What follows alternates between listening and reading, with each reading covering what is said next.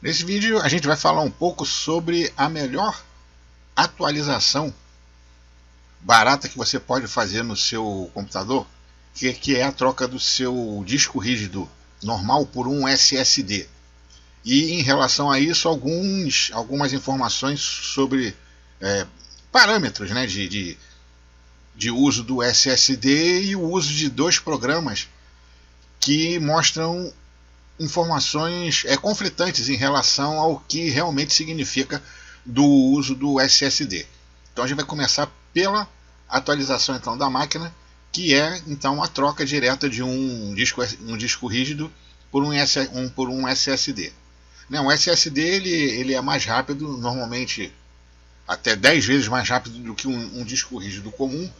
E se você ainda prefere um disco rígido aí qualquer, por causa do preço dele em relação a um SSD, que é mais barato no caso do disco rígido, sempre tente pegar um disco rígido que tenha um buffer, né, de 4, 6 megas ou até mais e tenha a velocidade de rotação de 7.200 RPM, se você quiser continuar usando SSD. Mas se você passar para um SSD, você pode começar com um SSD pequeno, de 240 ou 480, e a gente vai ver aqui então algumas características do SSD em relação ao disco rígido comum. O SSD ele trabalha com um modo de avaliação de uso do equipamento, quer dizer, a vida útil, diferente do disco rígido. Então o SSD, como ele usa memórias NAND, igual essa que a gente usa em pendrive e tal, ele fica, os dados ficam armazenados ali e há um desgaste quando você fica fazendo muitas gravações, no caso aí seria gravação de dados e apagar dados, não leitura, no seu disco rígido. E o disco rígido SSD, e o disco SSD ele tem um parâmetro chamado TBW, que seria Terabytes Written, que é do português, né? Terabytes escritos. Lembrando que os escritos aí é o escrito e o apagado também, que você está fazendo mudanças no SSD. Então, isso aí muda, isso vai aumentar ou diminuir de acordo com o tamanho do seu disco rígido aí. E a gente vai ver aqui, por exemplo, aqui a gente tem um SSD da Crucial, que é o que eu uso nas minhas montagens de máquinas aí e tal. Procure na internet aí sobre firmware. Como é que é mesmo o nome do negócio? É um defeito que acontece em algumas marcas de SSD aí, em que o SSD vai para o espaço. Pô, esqueci. Depois eu vejo aí.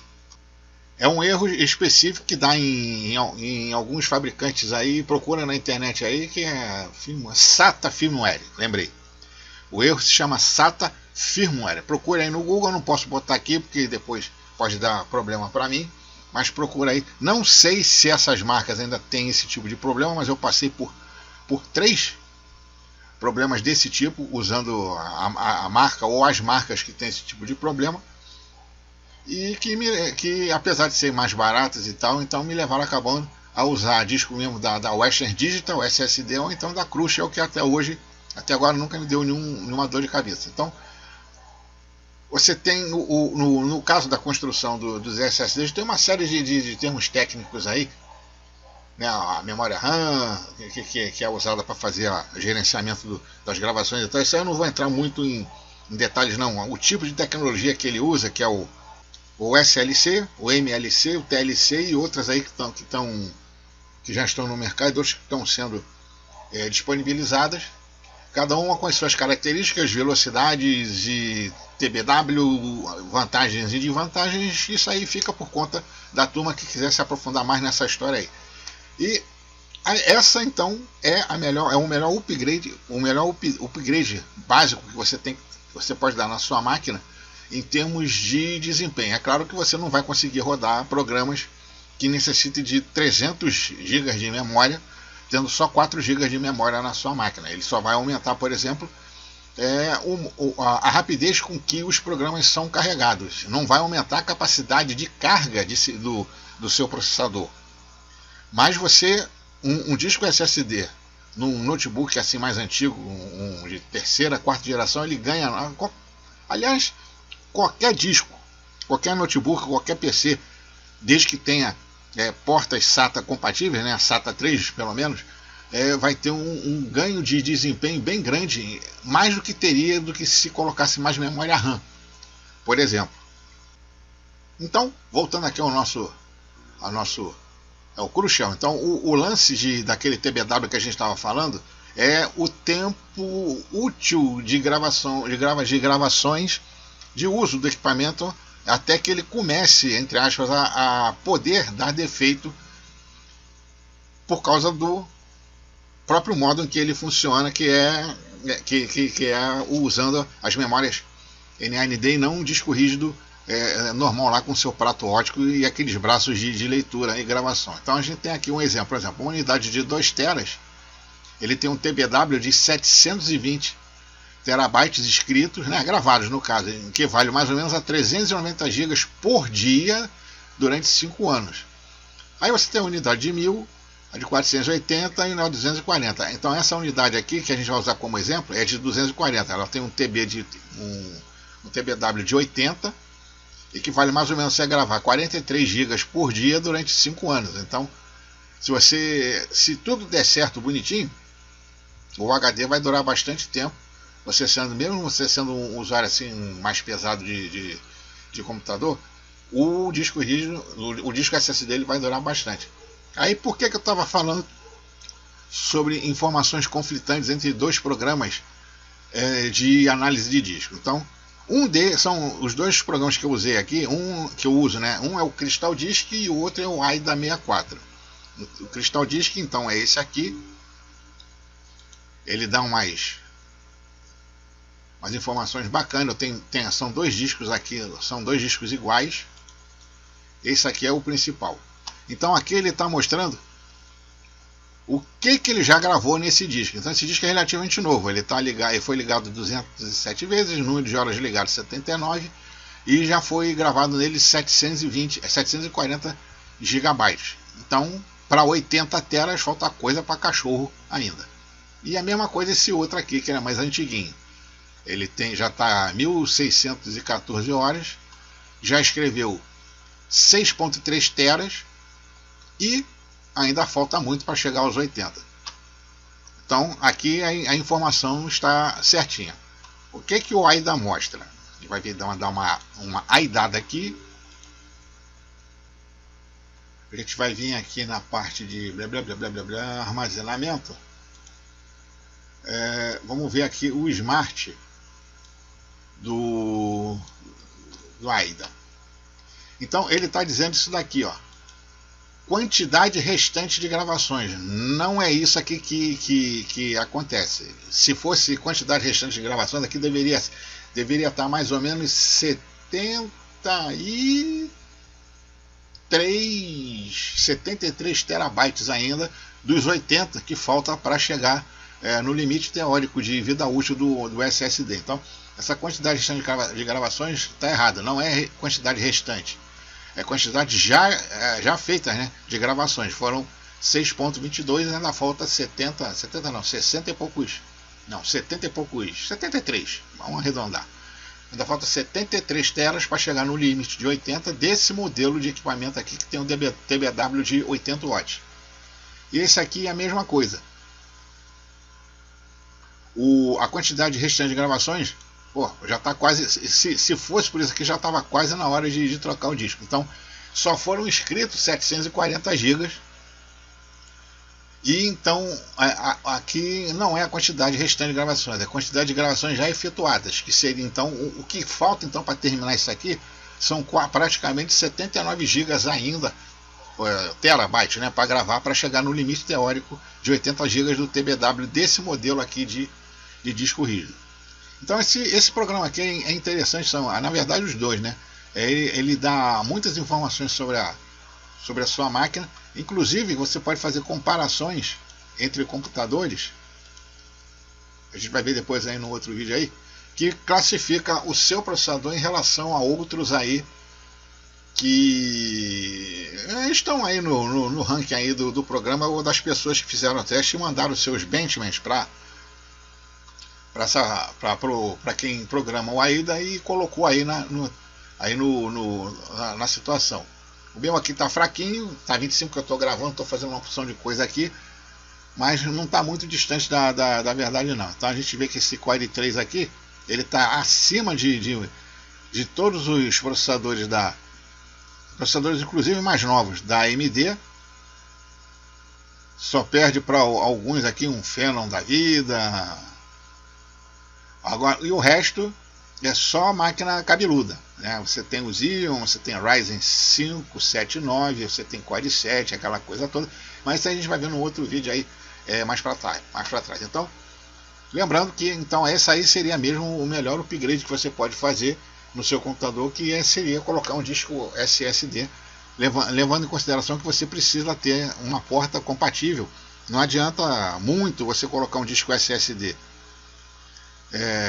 que consegue transferir 600 megas por segundo numa porta que seria, por exemplo, SATA 300 ou SATA 150. Tem que ser SATA 3.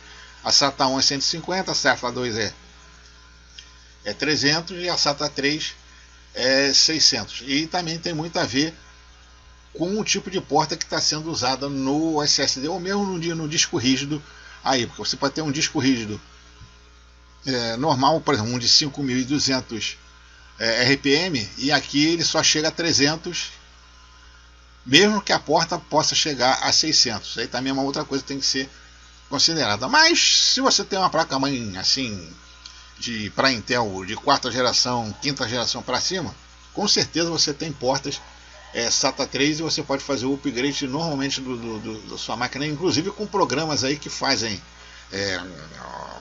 uma imagem de instalação de todos os dados e faz uma cópia fiel do seu disco original e consegue passar ele para o disco de destino, desde que haja espaço da instalação anterior nesse disco novo para poder fazer a transferência do sistema. Eu não digo fazer a instalação nova do sistema de programas, ele faz realmente um clone do disco original e bota esse clone nesse disco novo. Você não precisa fazer a instalação de mais nada na sua máquina, diferentemente de quando você faz uma reinstalação do sistema.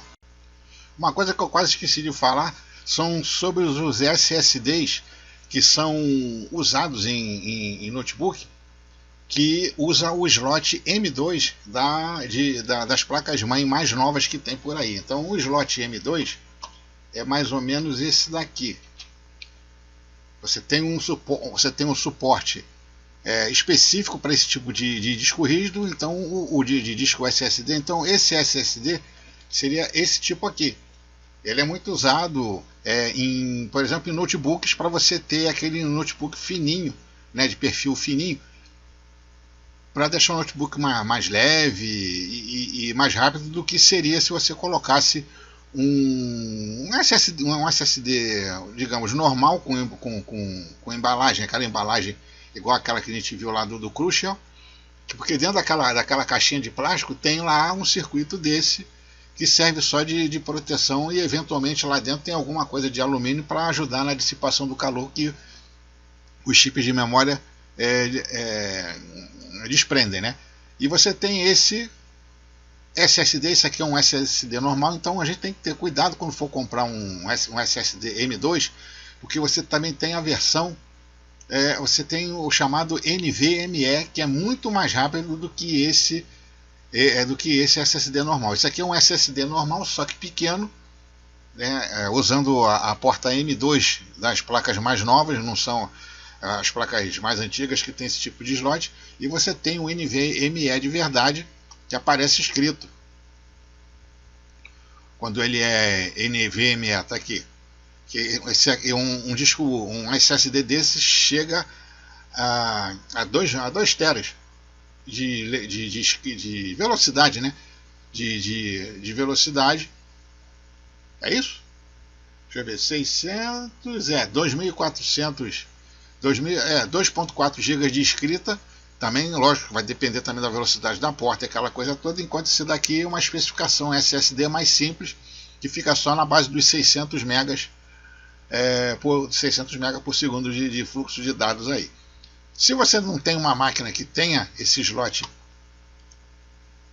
M2, você pode comprar um adaptador que vai usar a porta PCI Express da sua placa-mãe. Então você pega esse adaptador, você encaixa o disco NVMe nele e você tem aí então o seu computador usando um disco SSD mais rápido do que um SSD normal. E o NVMe ele é desse tipo aqui assim, ele sempre vem escrito se vem NVMe, porque tem vendedores por aí que vendem, podem eventualmente assim sem querer querendo vender um disco rígido normal que é mais barato, um disco SSD normal que é mais barato,